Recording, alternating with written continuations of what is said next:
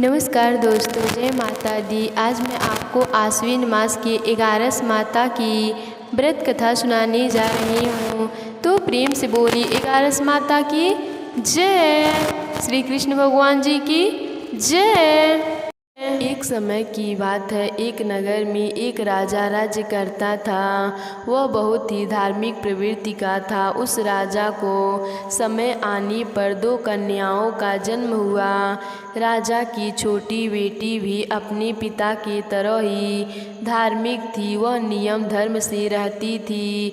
साथ ही वह बचपन से ही 11 माता का व्रत भी करने लगी। 11 माता की कृपा से राजा की छोटी बेटी लोकप्रिय हो गई। उसकी हर तरफ प्रशंसा होती रहती थी। यह सब देखकर राजा की बड़ी बेटी को बड़ा ही ईर्ष्या होता।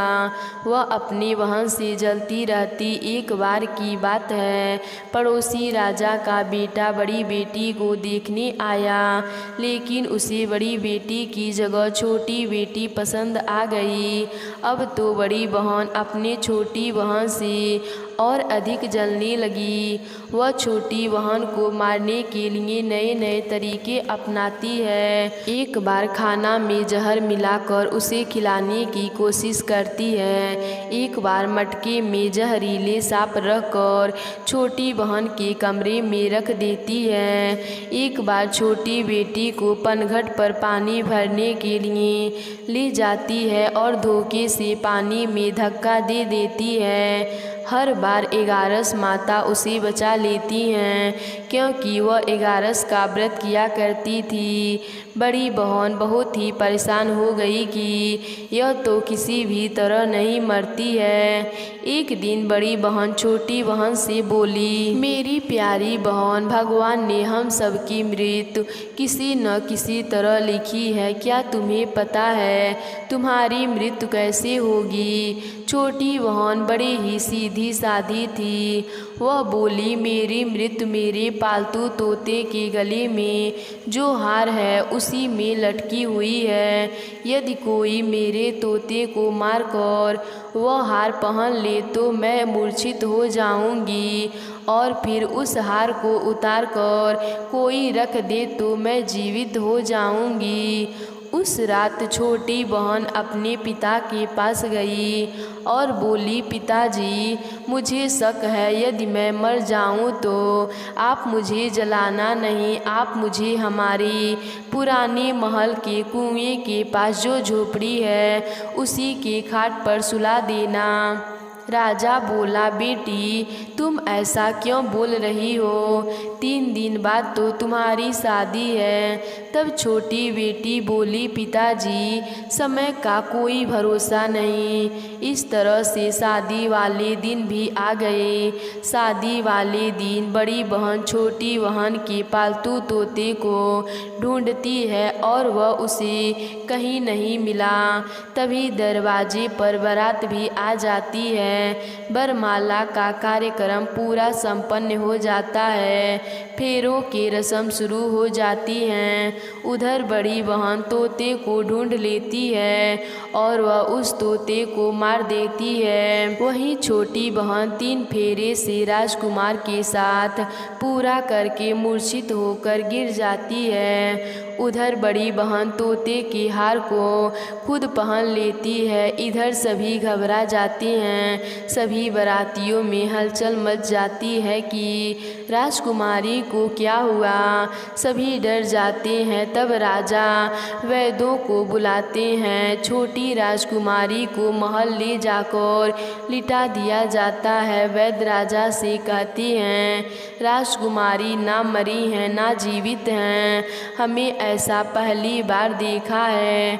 तब राजा उनसे कहते हैं, वहाँ जाकर बोलना कि राजकुमारी बेहोश हैं, अभी थोड़ी देर में ठीक हो जाएंगी। यदि तुम ऐसा नहीं कहोगे तो मैं तुम्हें फांसी पर लटका दूंगा। बेचारा वैद्य राजा के कहे अनुसार वैसा ही बोलता है। तभी बड़ी बेटी आती है और कहती है, पिताजी, मुझे छोटी बहन के मरने का बहुत दुख है। उससे ज़्यादा दुख मुझे आपकी इज्जत का है, जो कि खराब हो जाएगा। आप ऐसा करो कि मेरी शादी राजकुमार के साथ करा दो, तब सब ठीक हो जाएगा, आपका इज्जत भी रह जाएगा। राजा को यह बात ठीक लगी और राजा ने छोटी बेटी के कपड़े पहनाकर फेरों में बैठा दिए, पर राजकुमार ने मना कर दिया। कहा, यह मेरी पत्नी नहीं है। मेरी पत्नी जब बोलती है उसके मुख से फूल झड़ते हैं। लेकिन सब ने समझा बुझा कर उससे 4 फेरे लगवा दिए। बड़ी राजकुमारी ससुराल आ गई तो राजकुमार न तो उनसे बात करते, न उनके हाथ से पानी पीते, न ही उनके हाथ का बनाया हुआ खाना खाते। राजकुमार ने मन ही मन सोचा, मैं पता लगा कर ही रहूँगा कि मेरी पत्नी के साथ क्या हुआ है। एक दिन राजकुमार दुखी होकर घोड़े पर बैठकर जा रहे थे कि घोड़ा वहीं जाकर रुका जहाँ राजकुमारी की अर्धमरी लाश रखा गया था। राजकुमार ने मन ही मन सोचा कि घोड़ा यहाँ किस कारण से रुका है, कोई तो वजह जरूर है जो यहाँ घोड़ा रुक गया है। तब राजकुमार घोड़े से उतरकर पुराने महल में पहुँच गए। वहाँ एक चौकीदार था। राजकुमार ने पूछा, यह महल किसका है? तब चौकीदार ने बताया, यह महल आपके ससुर जी का है। वहाँ खाट पर कौन सो रहा है? राजकुमार ने चौकीदार से पूछा। तब चौकीदार ने कहा, यह राजा की छोटी बेटी है जो शादी वाले दिन अर्धमरी हो गई थी। तब राजकुमार ने कहा, यह तो मेरी पत्नी है, इसके साथ मेरे फेरे हुए थे। तब राजकुमार ने चौकीदार से कहा, तुम किसी को कुछ मत कहना, मैं यहाँ हूँ, तुम्हें मुँह मांगी रकम दूंगा। चौकीदार ने हाँ कर दिया और राजकुमार खाट के पास गए और बचे हुए फेरे खाट के साथ ले लिए। राजकुमार उस दिन वहीं पर रुक गए। छोटी रानी रात को खड़ी हो गई। उसने अपने पास अपने पति को देखा तो उसने बहुत रोया।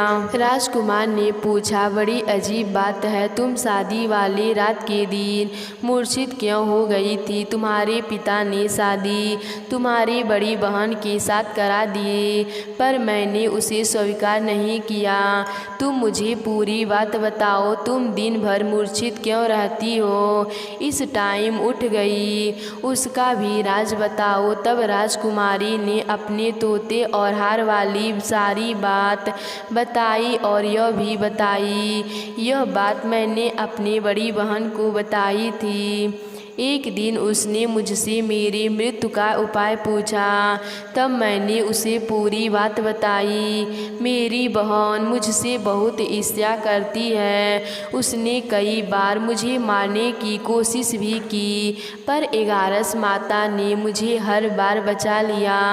यह सब मेरी बड़ी बहन ने किया है। तोते के गले में जो हार था वह मेरी बहन दिन में पहन लेती है और रात को उतार देती है, इसीलिए मैं दिन में मूर्छित रहती हूँ और रात को जीवित हो जाती हूँ।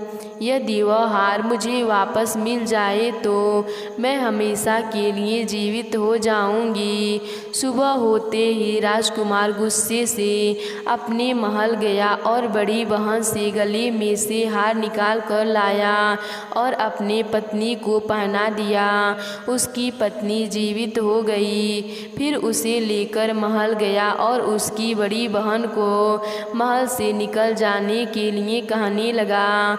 बड़ी बहन रोने लगी और रोते रोते बोली, हे छोटी बहन, तुम्हें क्यों हर खुशी भगवान दे देते हैं और मुझे क्यों दुख देते हैं? इसका रहस्य बताओ। तब छोटी बोली, बहन, तुम्हारे मन में लालच रहता है, इस कारण तुम्हें दुख मिलता है और मैं सबका कल्याण चाहती हूँ। साथ ही 11 माता का व्रत भी करती हूँ, इसीलिए काल भी मेरा कुछ नहीं बिगाड़ सकता। यह सब 11 माता की महिमा है, जो मेरे साथ कई बार अनहोनी किया पर हुआ कुछ नहीं। हर बार 11 माता ने मेरी रक्षा करी। अब बड़ी बहन की आंखें खुल गई। वह बोली, हे बहन, मुझे क्षमा कर दो, मैं कहाँ जाऊँ? तुम मेरे लिए एक छोटा सा घर दे दो, मैं उसी में रह जाऊँगी। छोटी बहन को अपनी बड़ी बहन पर दया आ गई और वह राजकुमार से कहकर अपनी बड़ी बहन के लिए एक दूसरा महल दिलवा दिया। बड़ी बहन उसी में रहने लगी। अब वह भी नेम धर्म से दिन बिताती थी, साथ ही 11 माता का व्रत भी करने लगी। इधर छोटी बहन पति के साथ राज सुख भोगने लगी, साथ ही 11 माता का व्रत भी करने लगी। 11 माता की कृपा से छोटी रानी को एक सुंदर पुत्र उत्पन्न हुआ और महल में रिद्धि सिद्धि का वास हो गया। हे 11 माता, अपने सभी भक्तों पर अपनी कृपा बनाए रखना। तो प्रेम से बोलिए 11 माता की जय।